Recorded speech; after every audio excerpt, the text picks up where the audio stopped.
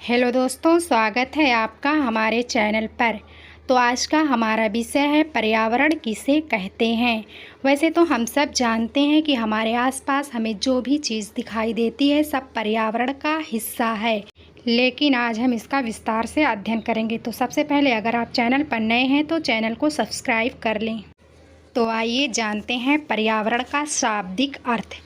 पर्यावरण शब्द दो शब्दों से मिलकर बना है, परिधन आवरण। परि का अर्थ है चारों ओर तथा आवरण का अर्थ है घेरा। अर्थात पर्यावरण का अर्थ है वो सभी वस्तुएं जो हमारे आसपास हमें दिखाई देती हैं या फिर नहीं दिखाई देती हैं, जैसे हवा, पानी, मिट्टी आदि। जैसे कि हम हवा को महसूस करते हैं पर उसे देख नहीं सकते हैं। पर्यावरण से ही पृथ्वी पर सभी जीवधारियों का अस्तित्व है। सांस लेने के लिए ऑक्सीजन हमें पर्यावरण की हवा से मिलती है। इसी तरह पानी भी सभी जीवधारियों के लिए ज़रूरी है। इसी प्रकार हमारी सभी छोटी बड़ी आवश्यकताएं पर्यावरण से ही पूरी होती हैं, जैसे भोजन, कपड़े, मकान आदि। अब हम जानेंगे पर्यावरण के प्रकार। प्राकृतिक पर्यावरण और मानवीय पर्यावरण। प्राकृतिक पर्यावरण को ही भौतिक पर्यावरण कहते हैं, यानी जो वस्तुएं हमें प्रकृति प्रदान करती है उसे प्राकृतिक पर्यावरण कहते हैं, और जो मानव द्वारा निर्माण की गई वस्तुएं हैं उसे मानवीय पर्यावरण कहते हैं।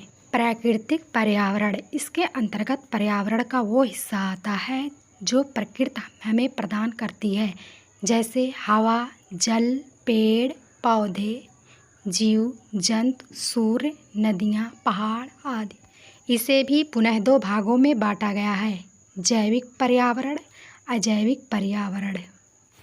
जैविक पर्यावरण के अंतर्गत सभी प्रकार के जीव जंतु, मनुष्य, पेड़ आदि आते हैं, अर्थात जिसमें जीवन हो। अजैविक पर्यावरण अर्थात जिसमें जीवन न हो। इसके तीन रूप हैं, वायुमंडल, जलमंडल, स्थलमंडल। जैसा कि आप इस चित्र में देख सकते हैं, स्थलमंडल पृथ्वी की सतह के ठोस भाग को स्थलमंडल अथवा भूमंडल कहते हैं। इसके अंतर्गत पर्वत, पठार, रेगिस्तान, मैदान आदि आते हैं।